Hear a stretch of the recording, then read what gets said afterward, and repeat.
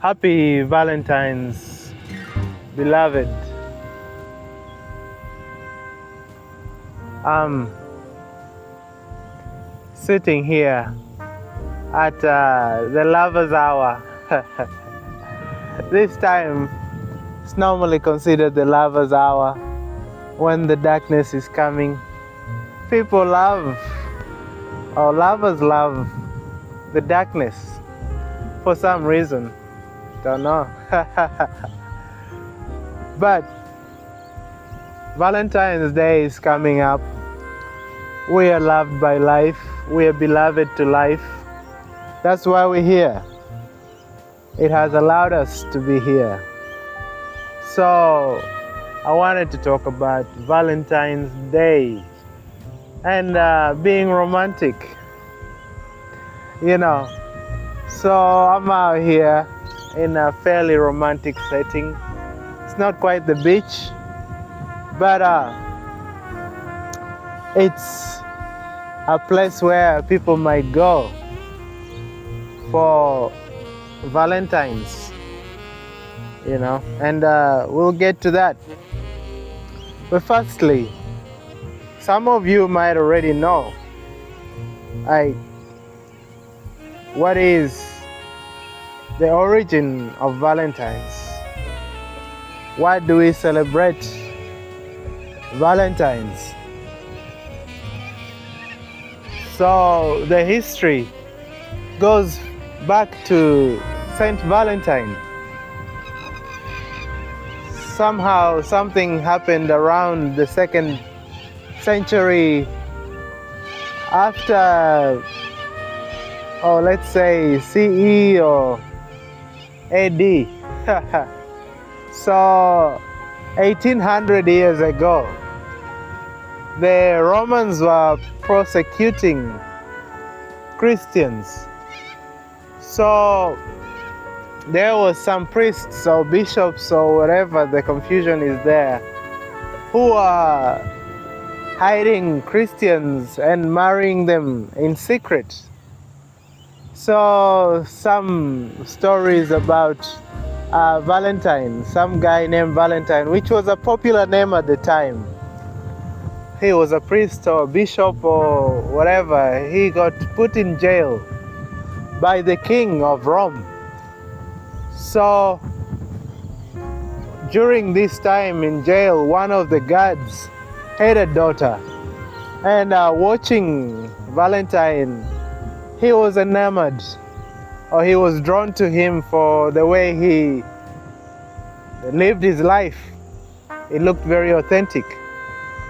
So he brought his daughter to him, and she also fell in with him, with that way of life, being a Christian. So she converted to Christianity, and then the story is like somehow confusing that at some point he wrote her a letter. Some people say he was dying and he signed it, "Truly your Valentine," at the end of the letter. This goes like that. So the February 14 was declared St. Valentine's Day by the Pope a couple of 100 years, 200 years later, or whatever. And then later on, when people became romantic, and we have to understand what the origin of the word romantic or romance.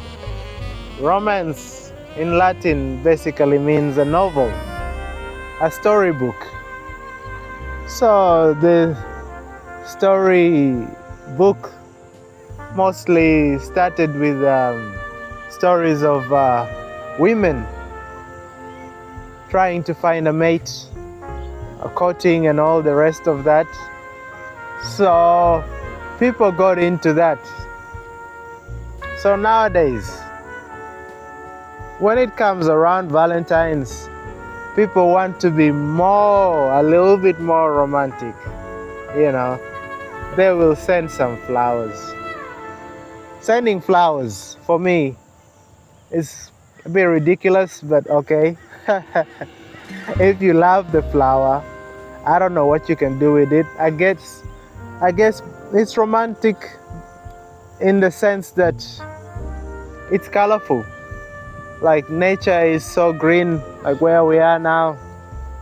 And some people might look at it as being a bit bland, or whatever the word is.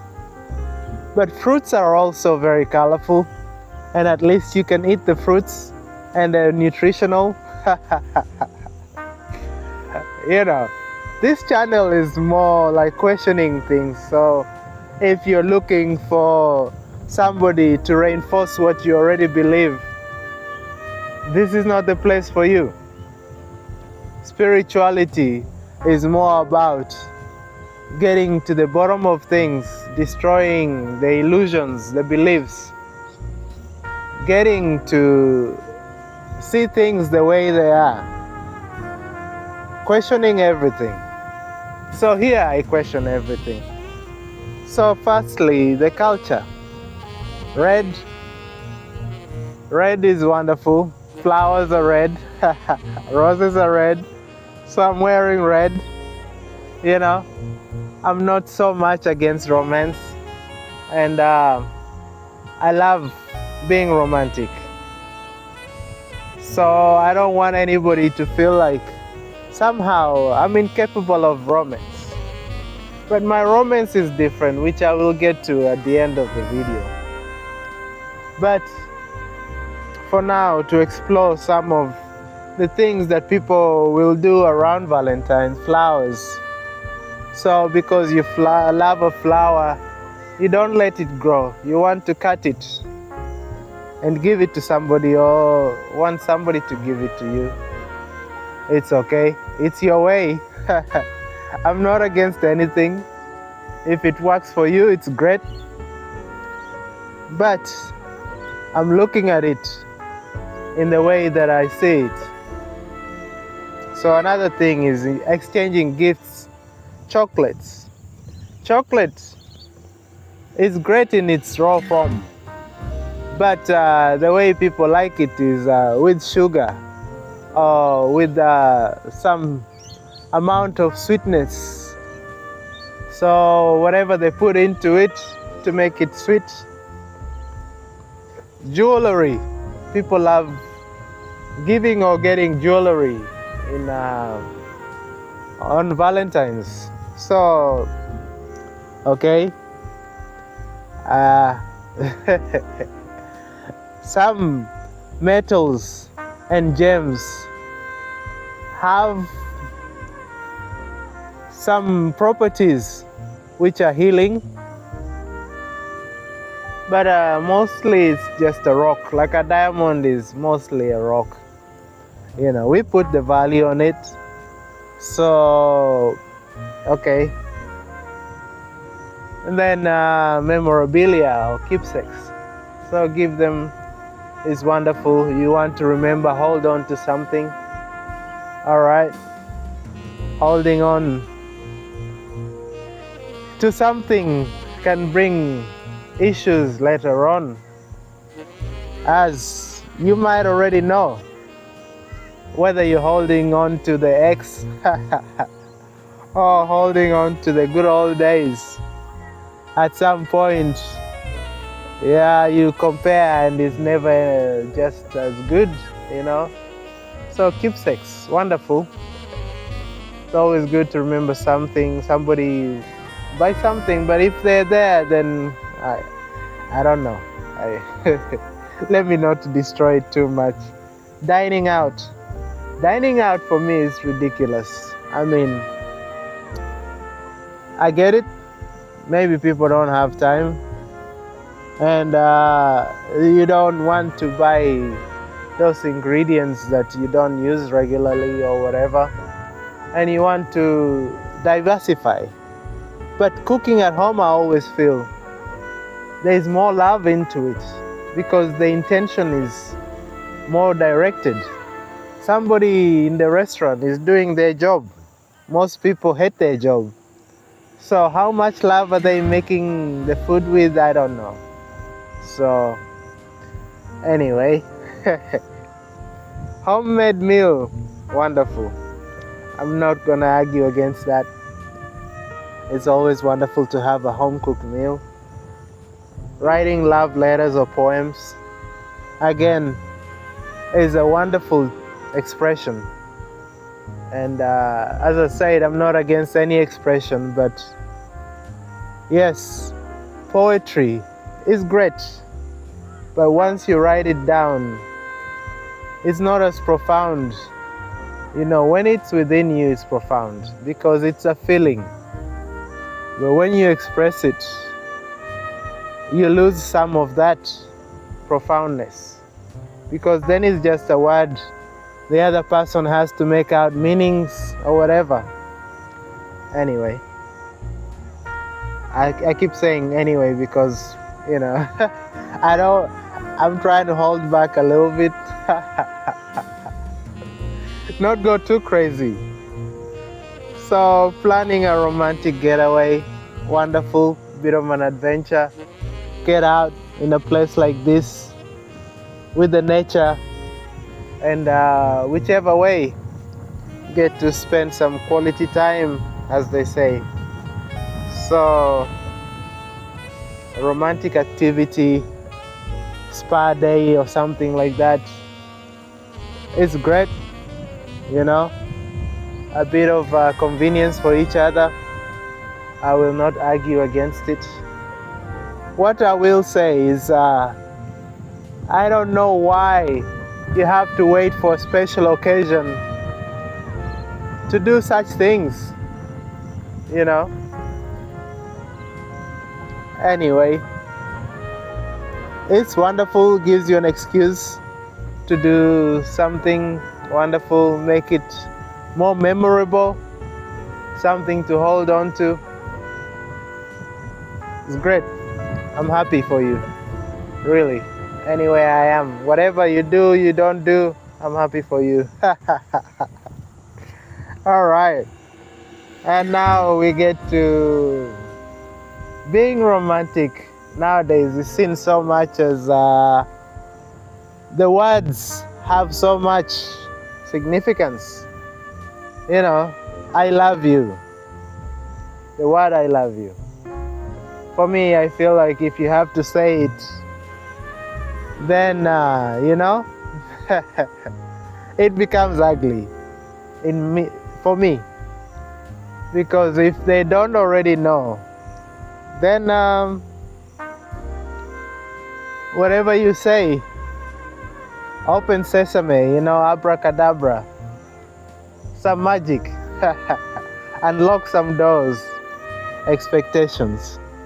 So the thing is, if you do something out of your own feeling, out of your own expression, it is wonderful, it's very lovely, very beautiful. But if you do it because somebody expects you to do it, it becomes really ugly. Because, it is a roboticness, just a reaction to the situation in trying to convince somebody or whatever, because that's what it is. Somebody wants you to convince them that this is how you feel. It's ugly. It's the proof. Where's the proof? You mean the world to me. This is another thing that people say to each other.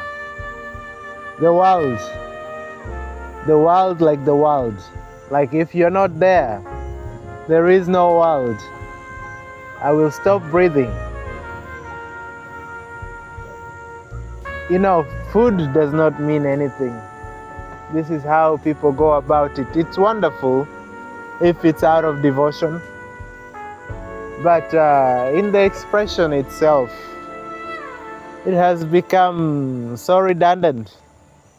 In so many ways that people say, you are my everything. I'm yours now and forever.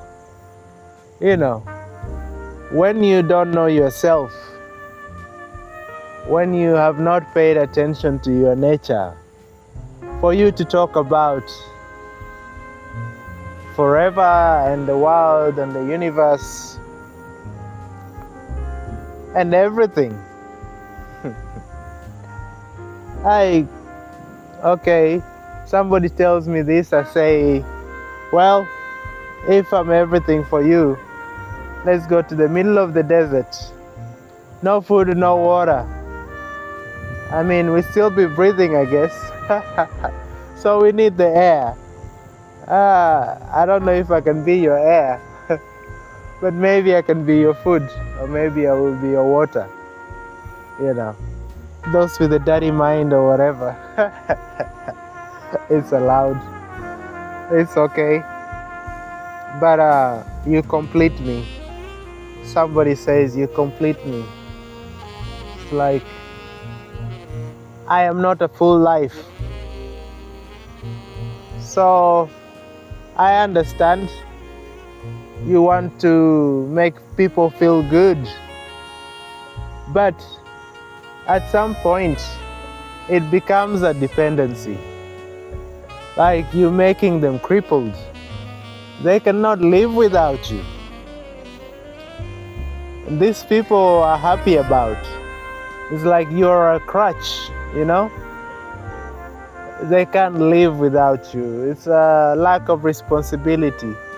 If you want the best for anyone, which is what love is, why would you want them to be crippled, to be reliant on you, not to be responsible for their own life? Of course, people are in such a way where they have not paid attention to themselves, so they also feel unfulfilled, so they're using each other as a way of making themselves feel good or finding some sense of fulfillment, because they don't see how life by itself can be fulfilling. So the transaction goes like this. In transaction, life happens, but when the transaction is out of dependency, that you cannot be happy by yourself, so you use somebody to be happy, it becomes ugly. Emotional transactions, you know, so it becomes a marketplace. And most of us obviously hate the marketplace. We know that if you buy for something, like if you go to buy a woman, it is ugly. You know, most people see it as ugly. It's very frowned upon around the world. I'm not judging. I understand it. But this is how it is seen. So I adore you. I can't imagine my life without you. You're the most beautiful person. I'm so grateful to have you in my life. Now this last one, gratefulness, is the same thing again. Why do you have to say it? You know, gratefulness is a way of being, of feeling. If it has to be expressed, like thank you or sorry or whatever, for me, it's an ugliness. You know, if you have to say it. If it's something that you express for yourself, it's great. But if you're doing it to influence the other person, that they can look at you more favorably, I'll let you make your own judgments on that. But a lot of it is mostly sweet nothings. If you are the kind of person who wants sweet nothings, okay, that is your way. But My wish, if somebody is to be with me, is that they should live life so fully that they don't have time to miss me. That when they're with me, it's a wonderful experience. But by themselves, they're also wonderful. I have no need for somebody to be loyal to me. So, faithful or not, the very idea that somebody has to be faithful or loyal to you brings the doubt. It brings the ugliness of fear and hope, you know. So there's a fear that they might move, and then, there's a desperation of wanting to hold on to them. And this is where this kind of expression comes out, the sweet nothings. I cannot live without you and all of this. It's the way of the world. That's the way society is. But now, let's come to what is romance to me. Life. Life is so full, so vibrant, so touching. Just if you make yourself available to life, it's a romance. There is a play going on. It's so fulfilling. You are life, and life takes care of itself.